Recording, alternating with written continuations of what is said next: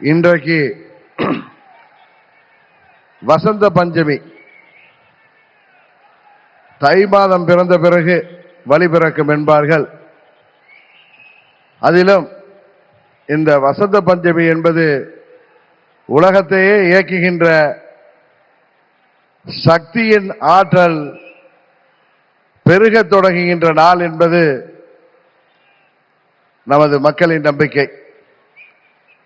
இந்த வசந்த பஞ்சமி அன்றைக்கு தமிழ்நாட்டிற்கு வருகை புரிந்திருக்கின்ற, தமிழ்நாட்டில் ஆட்சி மாற்றத்தை உருவாக்கி மீண்டும் மக்களாட்சியை உருவாக்குவதற்காக வருகை புரிந்திருக்கின்ற இந்தியாவின் பிரதமர், நமது தேசிய ஜனநாயக கூட்டணியின் தேசிய தலைவருமாகிய மாண்புமிகு பிரதமர் அவர்களே,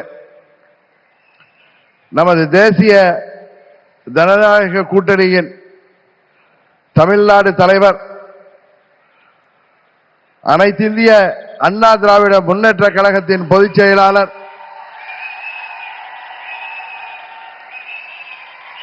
மாண்புமிகு எதிர்க்கட்சி தலைவர்,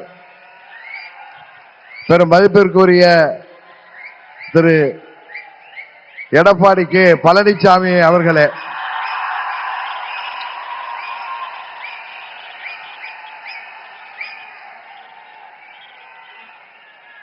மாண்புமிகு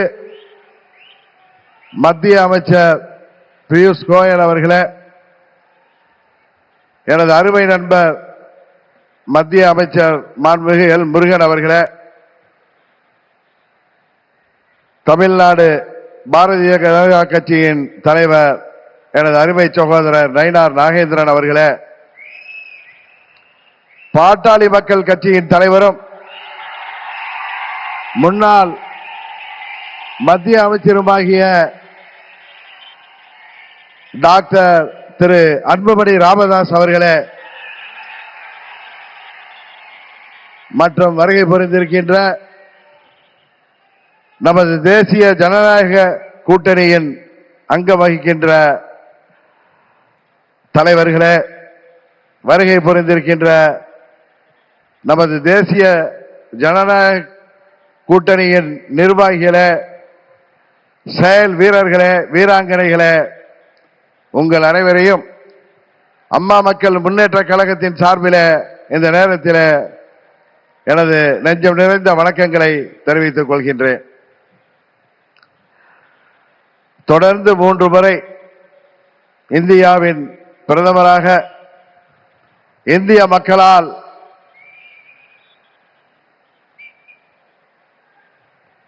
ஏற்றுக்கொண்டு இந்தியாவை உலக அரங்கிலே ஒரு சிறந்த இடத்திற்கு உயர்த்தி கொண்டிருக்கின்ற பாரத பிரதமர் அவர்கள் தமிழ்நாட்டிலே நடைபெற்றுக் கொண்டிருக்கின்ற இந்த மக்கள் விரோத குடும்ப ஆட்சியை முடிவுக்கு கொண்டு வர வேண்டும் என்கிற ஒரே நோக்கத்தோடு அம்மா மக்கள் முன்னேற்ற கழகம் இந்த கூட்டணியிலே வர வேண்டும் என்று அவர்கள் விரும்பினார்கள்.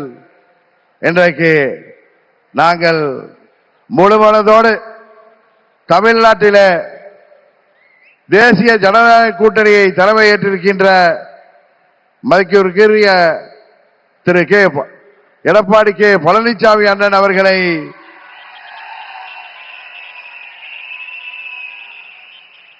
முழுமனதோடு ஏற்றுக்கொண்டு வந்திருக்கிறோம். நாங்கள் எல்லாம் அம்மாவின் தொண்டர்கள் என்பதை எதிரிகள் மறந்துவிட்டார்கள். புரட்சி தலைவர் வழிவந்தவர்கள், இதய தெய்வம் அம்மாவின் தொண்டர்கள் நாங்கள். எங்களுக்குள் சண்டை சச்சரவுகள் இருந்தது உண்மைதான். ஆனால் தமிழ்நாட்டின் நலனை கருதியும் அம்மா மக்கள் முன்னேற்ற கழகத்தின் நலனை கருதியும் மாண்புமிகு பிரதமர் அவர்களின் அழைப்பை ஏற்று நாங்கள் எங்கள் மனதிலே இருந்த எல்லா கோபதாபங்களையும் விட்டுவிட்டு 21 நம்மால் முடியாமல் போன அம்மாவின் ஆட்சியை உறுதியாக தமிழகத்திலே ஏற்றிட உருவாக்கிட எந்த ஒரு மனமாச்சரியமும் இன்றி, எந்த ஒரு தயக்கமும் இன்றி, எந்த ஒரு குழப்பமும் இன்றி, சில பேர் சொல்கிற போல எந்த ஒரு அழுத்தமும் இன்றி அம்மா மக்கள் முன்னேற்ற கழகம் இந்த கூட்டணியிலே எங்களை இணைத்துக் கொண்டிருக்கின்றோம். இந்த கூட்டணியின் வெற்றிக்காக அம்மா மக்கள் முன்னேற்ற கழகத்தின் ஒவ்வொரு தொண்டரும் தமிழ்நாடு முழுவதும் அயராது பாடுபடுவான் என்கிற உறுதியை மாண்புமிகு பிரதமர் அவர்களுக்கும் எதிர்க்கட்சி தலைவர் மாண்புமிகு எடப்பாடி பழனிசாமி அவர்களுக்கும் இந்த நேரத்தில் நான் சொல்லிக் கொள்கிறேன். ஒரு விஷயத்திலே எதிர்ப்பதென்றால் அதிலும் உறுதி, ஆதரிக்க வேண்டும் என்றால் அதிலும் உறுதியாக இருக்கக்கூடிய தன்மையை அம்மா அவர்கள் எங்களுக்கு கொடுத்திருக்கிறார்கள். ஒரே குடும்பத்தைச் சேர்ந்தவர்கள், பங்காளிகளாக இருந்தவர்கள் நாங்கள் எங்களுக்குள் இருந்த சண்டையால் பிரிந்து இருந்தோம் என்பது உண்மை.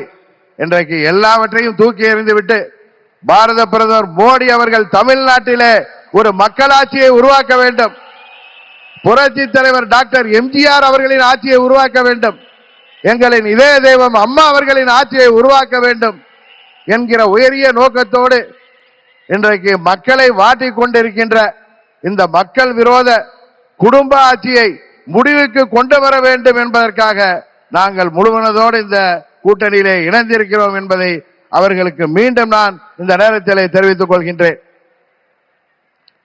இன்றைக்கு தமிழ்நாடே ஒரு கொலை நாடாக, கொள்ளை நாடாக மாறி கிடக்கிறது. பத்திரிகைகளையும் ஊடகங்களையும் பார்த்தால் எங்கு பார்த்தாலும் கொலை, கொள்ளை, பெண்களுக்கு பாதுகாப்பு இல்லை, போதை மருந்து பழக்கம், போதை மருந்துக்கு ஒரு ஹப்பாகவே தமிழ்நாடு மாறி இருக்கிறது என்பது வேதனைக்கு உரியது. இன்றைக்கு அனைத்து தரப்பு மக்களும், அவர்கள் விவசாயிகளாக இருக்கட்டும், அரசு ஊழியர்களாக இருக்கட்டும், ஆசிரியர்களாக இருக்கட்டும், மருத்துவர்களாக இருக்கட்டும், செவிலியர்களாக இருக்கட்டும், ஏன் மாற்றுத்திறனாளிகள் கூட இன்றைக்கு போராடுகின்ற நிலையில இந்த மக்கள் விரோத ஆட்சி ஏற்படுத்தி இருக்கிறது. இங்கே மக்கள் எல்லாம் வருத்தத்தில் இருக்கிறார்கள். ஆனால் திரு ஸ்டாலின் அவர்கள் தனது மகன் உதயநிதி ஸ்டாலினை முதல்வராக்க துடித்துக் கொண்டிருக்கிறார். அதை அந்த குடும்ப ஆட்சியை உறுதியாக நாம் முறியடிப்போம். தமிழ்நாட்டிலே மீண்டும் மக்களாட்சியை, புரட்சி தலைவர் ஆட்சியை, அம்மா அவர்களின் ஆட்சியை உறுதியாக உருவாக்குவோம் என்று கூறி வாய்ப்புக்கு நன்றி சொல்லி விடைபெறுகிறேன். நன்றி, வணக்கம்.